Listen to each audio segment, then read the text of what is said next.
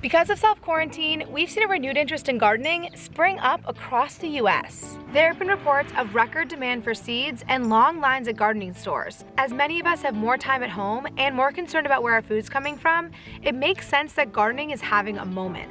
I know, like me, many of you are interested in starting a garden or simply growing something. So I want to know, what are the top tips for starting a garden? This week, I connect with my coworker Josh, and we level up our gardening game by talking to an expert gardener, Kevin Espiritu, of the online resource Epic Gardening. Then we'll use his tips to build our own gardens. I'm Lucy Biggers, and this is One Small Step.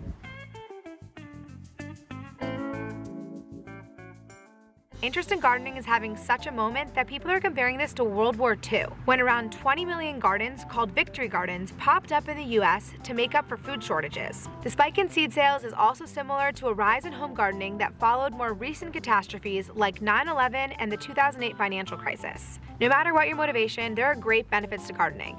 At least one study has shown that gardening can improve your physical and psychological health. And I think we could all use a little garden therapy right now. Josh is one of the video editors who works on this show. He's been in self-quarantine in Brooklyn and has plans to start a garden as well. So what are you planning to grow this spring? I'm planning to grow beans, peas, cabbage, beetroot, some kale, some lettuce, turnips, radishes, a bunch of different things. What's your space like? What's your vision for what you're going to do?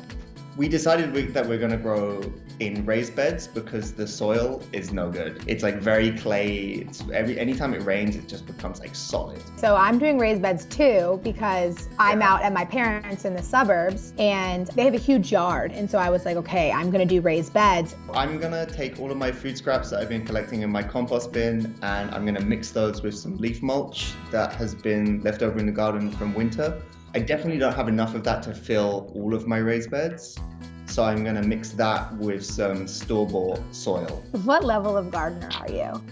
I think I'm pretty basic. I don't really know that much, to be honest, about planting outdoors. I think I'm like beginner novice. I did one garden last year and I did containers and it was nice because there weren't as many pests.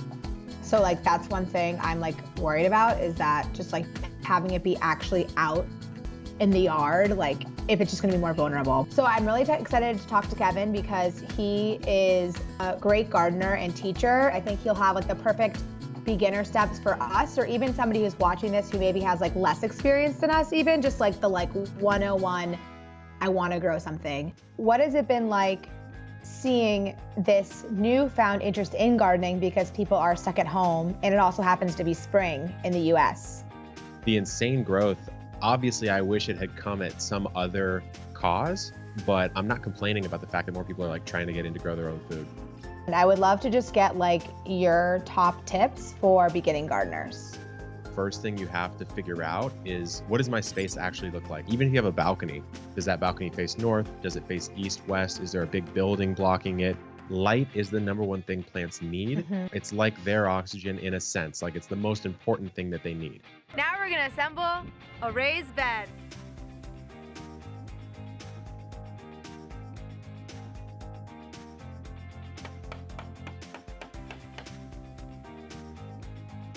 So we've placed our beds. Now on the bottom, we're gonna lay a layer of paper bags so that we can kill the grass before we put in things like the mulch and soil.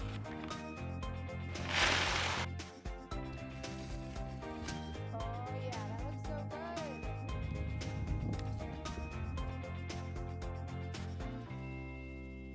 After you kind of know how much light and how much space you have, then you figure out what can I grow. And if you've never grown anything, what I always say is number one, grow something that you like to eat. Maybe make a list of 5 of your favorite herbs or lettuces or vegetables.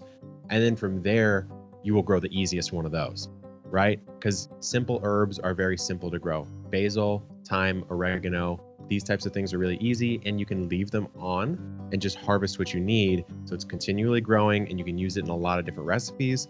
But I mean, the basics of what you're gonna need is going to be either seeds or seedlings. Buy the seedlings, it's a little more expensive, but you're skipping like all the things that could go wrong when you're starting your seed, you know? And that helps the local nursery out. Then you're gonna need some kind of container, some kind of soil. It was so nice to talk to Kevin and get some clarity on how to start a garden. These are now ready to be planted. and I'm gonna lay out the greens that I wanna do, everything about a foot apart. Just finished planting. Things look a little scraggly and spread out. I might add a few more plants in, but I think this is the first good step. I'm gonna see how they act in a few days and I'll come back. The garden is looking really good. All of the plants seem to have really grown. Here are our radishes and turnips. Kale that we bought and transplanted. Tomato seedlings, they've been doing really well.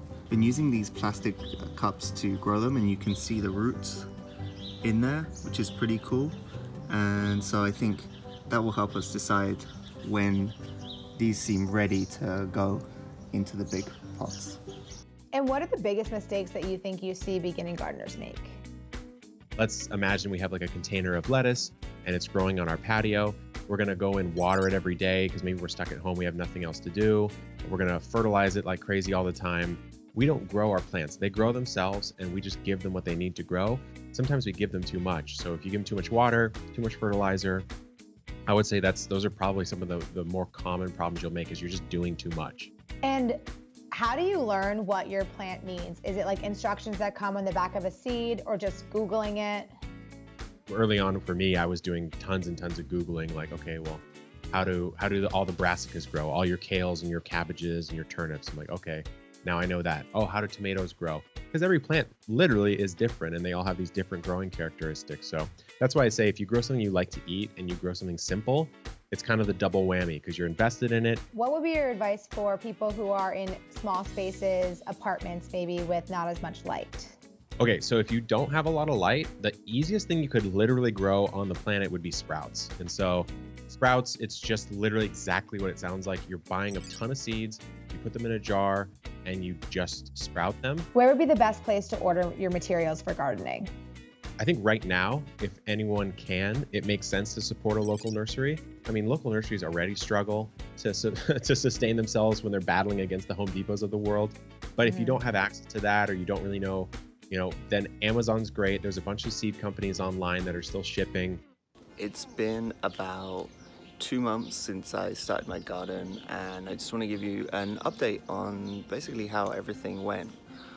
The thing I was most excited about growing, my peas and my beans, didn't quite work out exactly how I thought it might. The peas, once we transplanted them from inside, they just didn't grow. But I planted a new batch and they're doing pretty well right now. So hopefully in a couple of months I will have some peas to eat. I must have got a bad batch of beans because all of the beans that I planted outside just didn't grow. So back to the drawing board with that. But all of the other seeds that I grew did pretty well. I thought as a way to sort of wrap this up, I would make a little microgreen salad. And I just had it. It was really tasty. So it's really been really nice to kind of wrap up this whole thing, being able to eat something that I grew myself. So it's May 5th. The weather is finally nice where I live in Connecticut, and I'm gonna give you my final update on my garden. We just put in this fence. Maybe it's temporary, probably could do something a little better, but this is to keep out any rabbits and deer. Oh boy. And all 3 beds are almost in commission. This one actually has seedlings that you can see are coming up. This is gonna be some spinach, some radishes. These are gonna be some peas. Then these final beds, I actually have this second half is gonna be tomatoes and peppers when it gets warmer. And here's what I planted a few weeks ago that I recorded, and you can see there hasn't been much growth. I think everything has just been waiting for the warmer weather till it really has a growth spurt. So this is May 5th, and this is what my garden looks like. Hope things grow soon. Whether you're just growing some sprouts or building raised beds like these, I think gardening is one of the best activities that you can do because it really connects you with nature and gives you a deeper appreciation for our food system. So my one small step for you this week is to grow something. Whether it's the smallest thing in your apartment windowsill or a bigger project like this, it is just so worthwhile, and I cannot recommend it enough. Thank you guys so much for watching. I had so much fun making this video. I absolutely love gardening. I'll see you guys next time. Bye. I mean, I guess I'll just eat this little piece of lettuce. It tastes really good, and I can't wait to eat more when my garden gets a little moving along.